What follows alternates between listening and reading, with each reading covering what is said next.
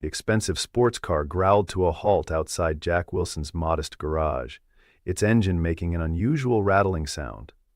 The driver, Malcolm Reed, CEO of Reed Enterprises, and well known for his collection of luxury vehicles, stepped out with a scowl. He watched critically as Jack, dressed in worn overalls, examined the engine. "You really think you can fix this?" Malcolm laughed, addressing his assistant while pointing at Jack. "This guy probably can't even afford the oil in this car." Jack's teenage daughter Emma froze behind the counter, eyes lowering as she heard the cruel comment. Her father continued working silently, his weathered hands moving with unexpected precision among the engine components. But beneath Jack's humble appearance lay a brilliant mind waiting to be discovered. This is the story of a man misjudged by appearances, whose quiet dignity and exceptional talent would soon shake the automotive world and teach those who mocked him the true meaning of respect. Jack Wilson had once been on track to become one of the country's top automotive engineers. His college professors recognized his natural talent, an almost intuitive understanding of how engines worked that went beyond textbook knowledge. But life took an unexpected turn when his wife died during childbirth, leaving him to raise Emma alone. With mounting medical bills and a newborn to care for, Jack abandoned his final year of engineering school to take whatever work he could find. Eventually, he settled in the small town of Millfield, opening a modest garage where he used his partial education and natural talent to fix local cars. The locals respected Jack for his honesty and fair prices, but few knew about the dreams he'd set aside. Each night, after tucking Emma in, he would sit at his small desk, sketching innovative engine designs by lamplight. These weren't just idle doodles, but sophisticated concepts that addressed efficiency problems major manufacturers hadn't yet solved. "Dad, why don't you ever tell customers about your designs?" Emma asked one evening as she helped organize receipts. Now 17, she'd grown up watching her father sketch innovative engine modifications in his worn notebook after hours. "Those are just dreams, Em," Jack replied with a gentle smile. "What matters is keeping a roof over our heads and saving for your college fund." Despite their financial struggles, their small apartment above the garage was filled with warmth. Jack never missed Emma's school events, taught her everything he knew about cars, and encouraged her academic ambitions. The walls of their living room displayed her academic achievements, rather than his own unrealized potential, a choice he'd never regretted. To the town, he was just another mechanic. To Emma, he was her hero, a man who sacrificed everything for her future. Malcolm Reed's arrival at Jack's garage wasn't a coincidence. The exclusive Hillcrest Country Club, where Malcolm and other local elites gathered, had recommended Jack's services reluctantly when Malcolm's preferred luxury mechanic was unavailable for his unexplained engine issue. "This shouldn't take too long," Jack said quietly after his initial inspection, wiping his hands on a rag. "The sound you're hearing is likely a problem with the—" "Just fix it," Malcolm interrupted, not bothering to look up from his phone. "I have a meeting at the club in 2 hours. Think you can manage that?" His tone suggested serious doubt. Jack nodded, already mentally diagnosing the issue. It wasn't a standard problem. Something subtle in the engine design was creating the unusual sound. As he worked, Malcolm paced around the garage, making loud phone calls and occasionally throwing glances of disdain at the modest surroundings. "Emma, can you hand me the specialized torque wrench?" Jack called out. As Emma brought the tool, Malcolm snickered. "Specialized? In this place?" He turned to his assistant. "Thomas, remind me why we're here again instead of having this towed to Pittsburgh." Thomas, looking uncomfortable, murmured something about time constraints. Jack didn't react to the insults, focusing instead on the complex engine before him.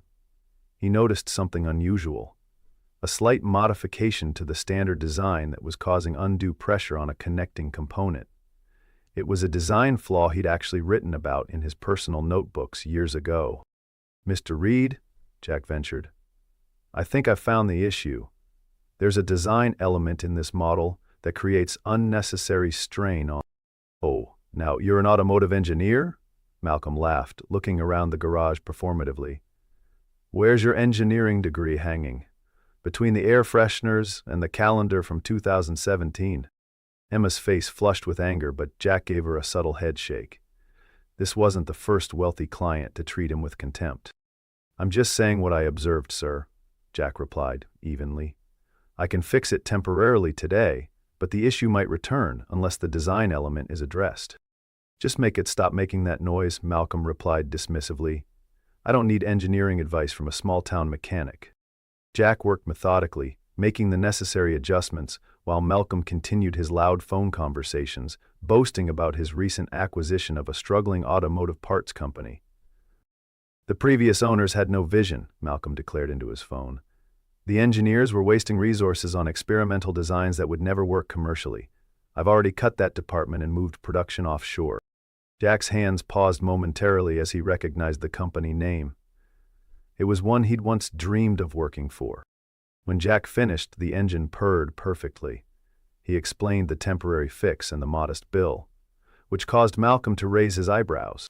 "That's it, hardly seems worth the drive." He tossed his premium credit card on the counter. "I'm assuming you take real payment methods and not just chickens and handyman services." Emma's hands trembled slightly as she processed the payment, her eyes fixed on the counter to hide her anger. As Malcolm prepared to leave, he noticed Jack's open notebook on the workbench, showing detailed sketches of an alternative engine design. Without asking, he picked it up. "Quite the imagination you have here," he said with a smirk, flipping through the pages carelessly. "Playing inventor in your spare time?" "Those are private, sir," Jack said firmly, reaching for the notebook. Malcolm held it away, continuing to scan the designs with amusement. Interesting hobby. Completely impractical, of course, but everyone needs dreams, right? He tossed the notebook back on the bench. Even people who will never have the resources to pursue them. He climbed into his now quiet sports car. "If it starts making noise again, I'll be back. Try to stock some decent coffee by then."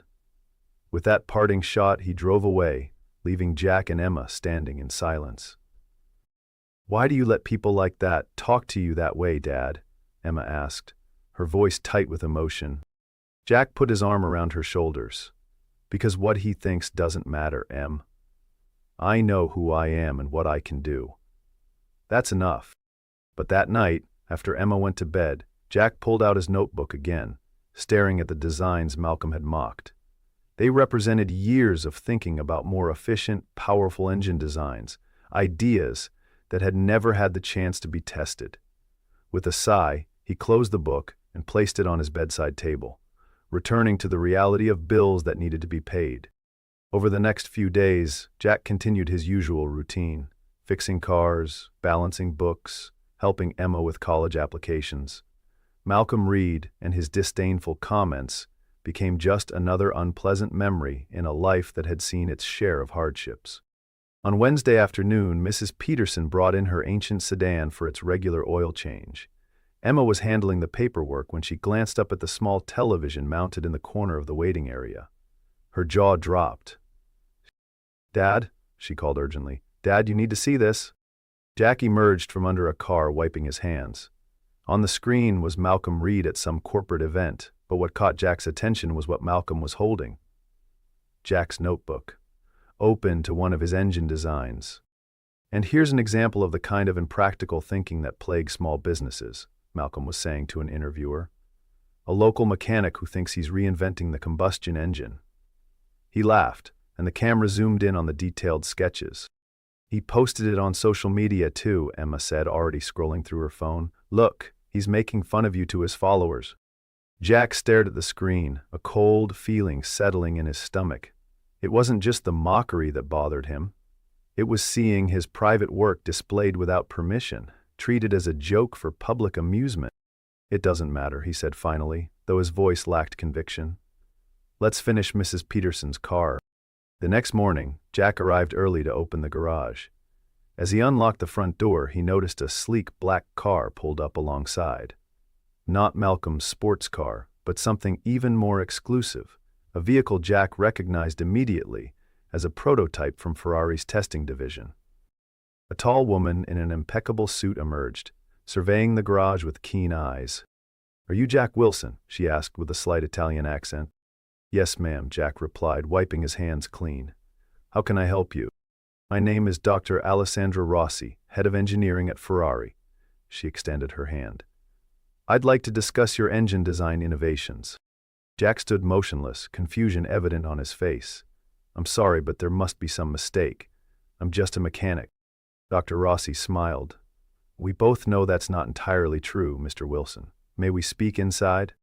Still bewildered, Jack led her into the garage office. Emma arrived moments later, freezing in the doorway when she saw the Ferrari parked outside. Your daughter? Dr. Rossi asked as Emma entered. Yes, this is Emma, Jack confirmed. Emma, this is Dr. Rossi from Ferrari. Ferrari? Emma repeated, her eyes widening. The Ferrari? Dr. Rossi nodded, then turned back to Jack. Mr. Wilson, I'll be direct. Yesterday, one of our junior engineers was scrolling through social media when he came across a post by Malcolm Reed. She pulled out her tablet, showing Jack the post, Malcolm mockingly, displaying Jack's notebook. Our engineer noticed something extraordinary in the background of his photo. We enhanced the image and were quite impressed. These designs address problems we've been working on for years. Those are my dad's engine designs, Emma said proudly. He's been working on them forever. I can see that, Dr. Rossi replied. The thermal efficiency approach alone is revolutionary. And there's more, she swiped to another screen. The modifications you made to Mr. Reed's car?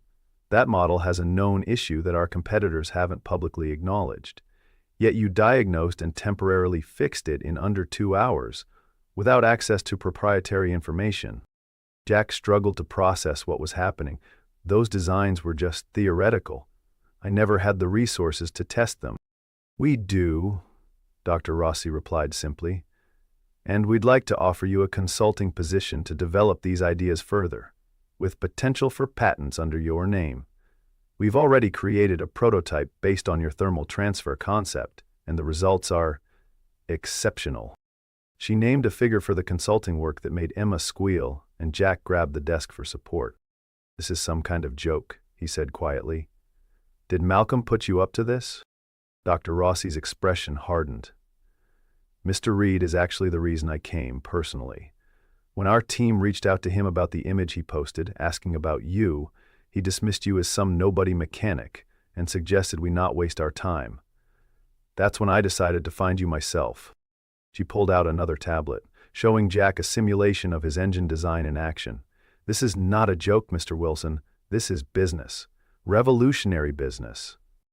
As the reality sank in, Jack's hands, those same hands Malcolm had viewed with contempt, trembled slightly as he took the tablet, watching his long-dismissed ideas come to life in sophisticated simulations. There's an automotive innovation conference in Detroit next week, Dr. Rossi continued. We'd like you to attend as our guest. Your design will be featured in our keynote presentation, with full credit to you, of course. Detroit, Jack echoed, thinking of the garage, his responsibilities. Dad, we can close for a week, Emma said, her eyes shining. Mrs. Peterson can wait for her oil change. Dr. Rossi smiled. We've already arranged accommodations for both of you. Ferrari takes care of its own. As she departed, promising to send contract details, Jack and Emma stood in stunned silence in their modest garage, a space that suddenly felt different, filled with new possibilities. Dad? Emma finally whispered. What are you thinking? Jack looked at the worn notebook that had just changed their lives. I'm thinking that sometimes being underestimated might be the greatest advantage of all. The Detroit Convention Center hummed with activity as the International Automotive Innovation Conference entered its second day. Jack, dressed in a new suit that still felt foreign against his skin, sat in the front row beside Emma, who couldn't stop snapping photos of everything. Dad, there's Malcolm Reed, Emma whispered, nodding toward the entrance. Jack turned to see Malcolm confidently striding in, flanked by assistants. He hadn't seen Jack yet and was working the room with practiced charm, shaking hands with industry leaders. Jack noticed several people giving Malcolm cold shoulders, something the CEO seemed oblivious to. Don't worry about him, Jack told Emma, though his own stomach tightened. Despite Dr. Rossi's assurances, part of him still feared this was all an elaborate mistake. The Ferrari presentation was scheduled as the day's highlight. As attendees took their seats, Dr. Rossi approached Jack. "Ready?" she asked with a confident smile. "For what exactly?" Jack asked. "You mentioned I'd be recognized, but not that I'd need to do anything." "Plans have evolved," she replied. "The industry response to your design has been overwhelming. We'd like you to briefly explain your thought process during the presentation." Before Jack could protest, the lights dimmed and Ferrari's CEO took the stage, beginning a presentation about innovation and the future of automotive design. Jack barely heard the words, his heart pounding in his ears. From his seat a few rows back, Malcolm scrolled through emails on his phone, paying minimal attention until a familiar image appeared on the massive screen. Jack's notebook sketch, now professionally rendered into a three-dimensional model. "This revolutionary approach to thermal efficiency," the CEO was saying, "represents the most significant engine innovation we've seen in a decade. And now, I'd like to introduce the brilliant mind behind it." Jack felt Dr. Rossi's hand on his shoulder, gently guiding him to stand. "Please welcome automotive engineer Jack Wilson." The spotlight found Jack as applause filled the room. Emma gave him an encouraging push, and somehow he found himself walking toward the stage. As he passed Malcolm's row, he caught the CEO's shocked expression, mouth literally hanging open, phone forgotten in his hand. On stage, Jack took a deep breath and began explaining his design in the simple, intuitive way he'd always understood engines. His initial nervousness faded as he spoke about concepts he'd refined in his mind for years, pointing out elements on the large display. The audience, filled with the industry's top engineers and executives, listened with rapt attention. In the third row, Malcolm shifted uncomfortably, his expression cycling between disbelief and growing alarm. When Jack finished, the applause was immediate and enthusiastic. During the question and answer session that followed, respected engineers asked insightful questions, addressing Jack as a peer.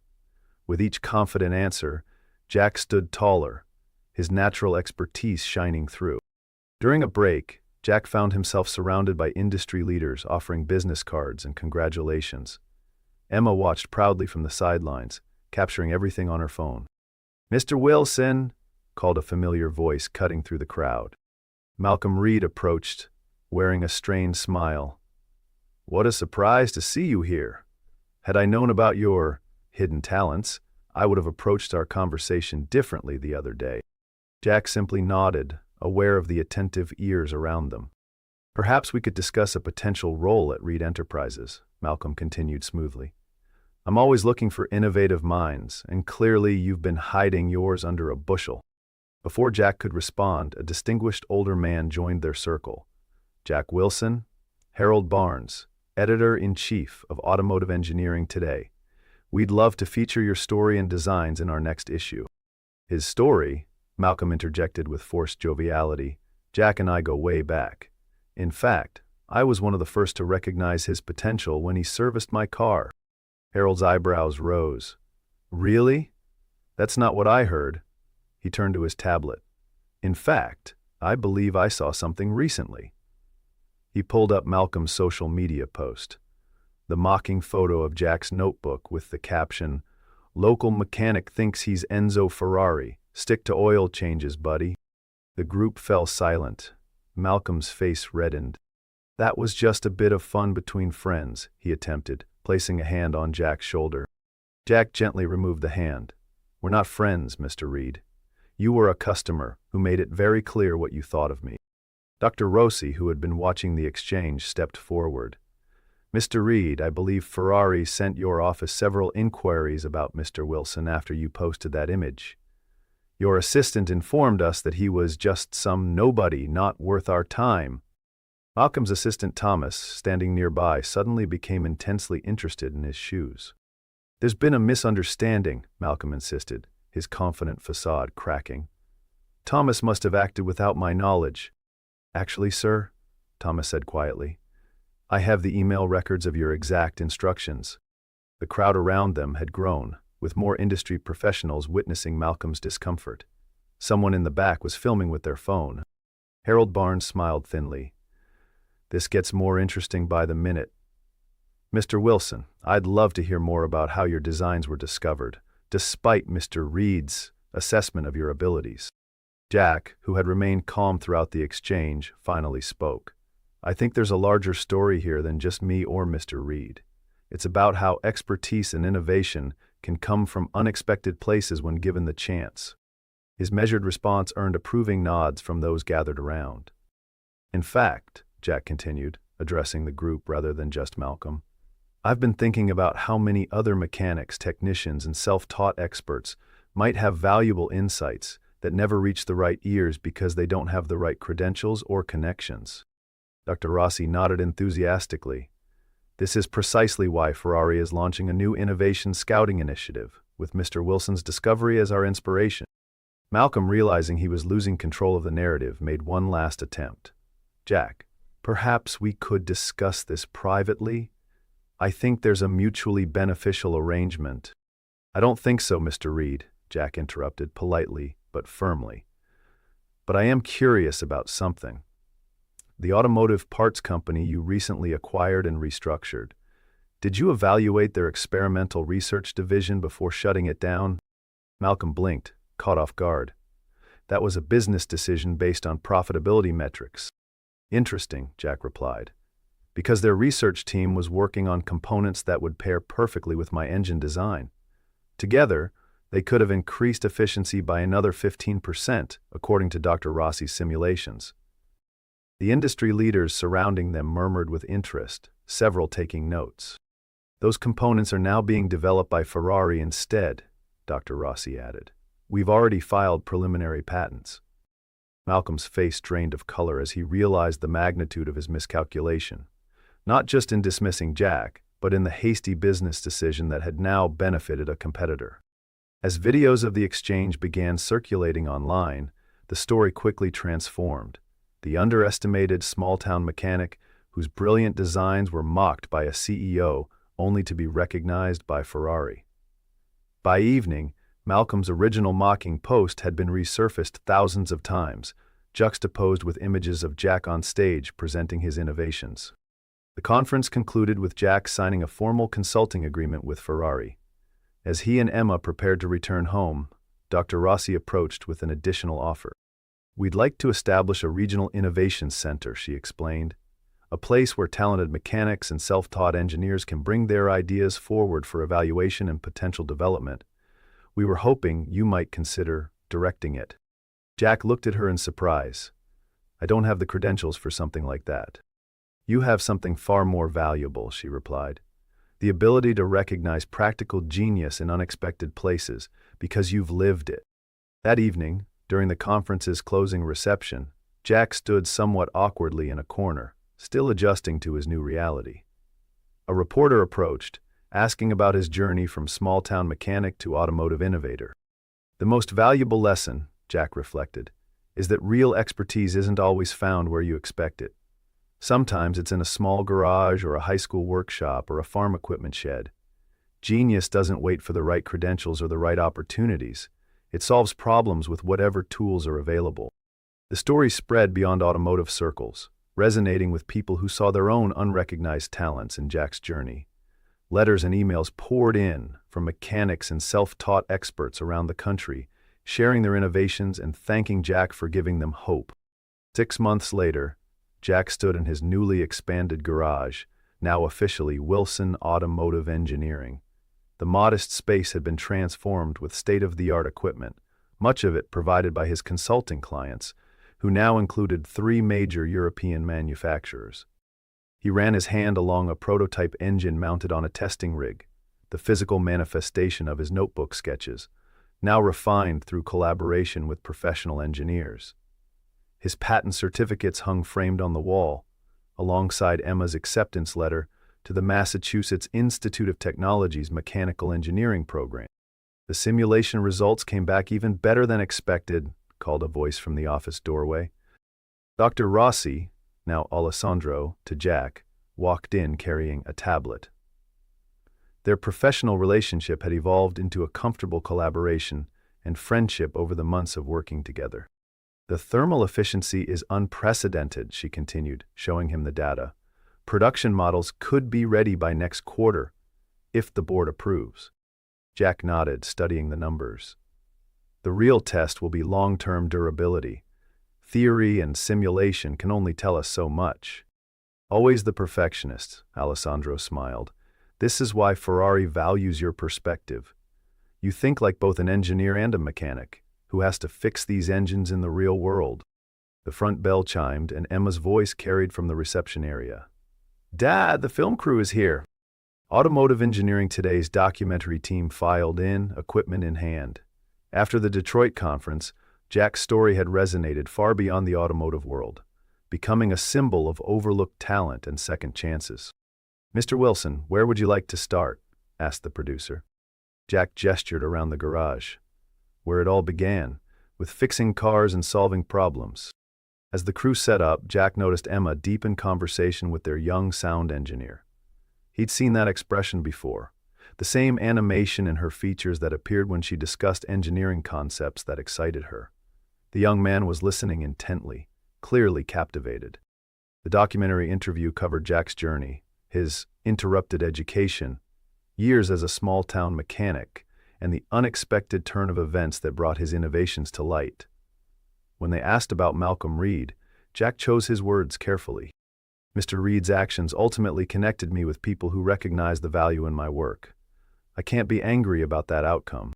That's remarkably gracious, the interviewer noted, especially considering his company's financial troubles since the Detroit conference. Jack shrugged. Success and failure both reveal character. I'm focused on building something meaningful, not celebrating someone else's downfall. After the crew packed up, Alessandro lingered, reviewing project timelines with Jack.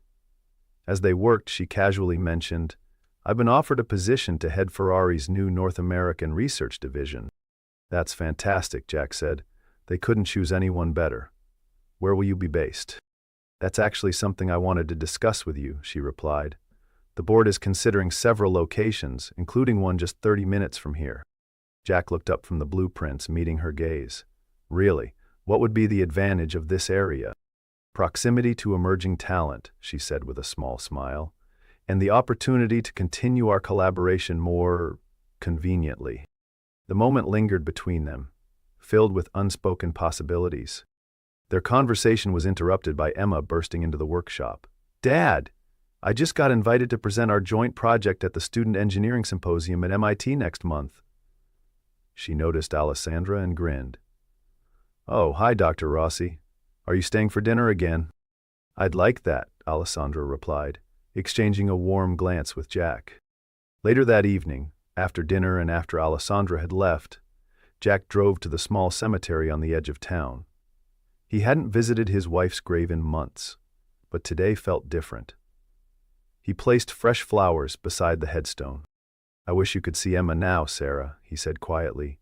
She's going to MIT in the fall. Everything we dreamed for her. He paused, running his fingers along the cool stone. And I'm finally doing what you always believed I could. Remember those designs you used to encourage me to submit to manufacturers? Turns out you were right all along. The following day, Jack pulled up to Millfield High School, where he'd been invited to speak to the engineering club. The same teenagers who had once known him only as Emma's dad who fixes cars now looked at him with new respect and curiosity. I'm not here to tell you that every dream comes true, he began, or that if you just believe in yourself, success will magically appear. What I can tell you is that expertise and knowledge are valuable, no matter where they come from. Your ideas matter, even when the world isn't ready to hear them. One student raised her hand. Did you ever think about giving up on your designs? Jack considered the question. Every single day. But I kept drawing them anyway. Not because I thought they'd make me famous or rich, but because solving those problems gave me purpose. That's the secret. Find work that feels meaningful, even when no one's watching or applauding. After the talk, Jack opened the workshop doors to a line of students eager to show him their own projects and ideas. He recognized in their nervous explanations and hopeful eyes the same passion that had kept him sketching by lamplight all those years. That weekend, Jack finally made good on a promise he'd made to Emma years ago but could never afford to keep. He took her to the National Automotive Museum, where they spent hours examining the evolution of engine design throughout history. "You know," Emma said as they studied a display, "your designs might be in a museum like this someday." Jack smiled. "Maybe. But what matters more is that you'll be designing the future, not just reading about it." As they walked through the museum, a familiar face approached. Thomas, Malcolm Reed's former assistant. "Mr. Wilson," he said hesitantly, "I wasn't sure if you'd want to speak with me, but I wanted to apologize for my part in how Mr. Reed treated you." Jack shook his hand. "No apologies needed. You were doing your job." "Actually," Thomas continued, "I'm not working for him anymore. I've started at an engineering firm that's developing educational programs for unconventional talent. Your story inspired a lot of changes in how companies think about innovation." As Thomas walked away, Emma nudged her father. "See? You're changing things already." That evening as they drove home, Jack received a call from Alessandro. "We've finalized the location for the North American Research Center," she said. "Construction begins next month just outside Millfield.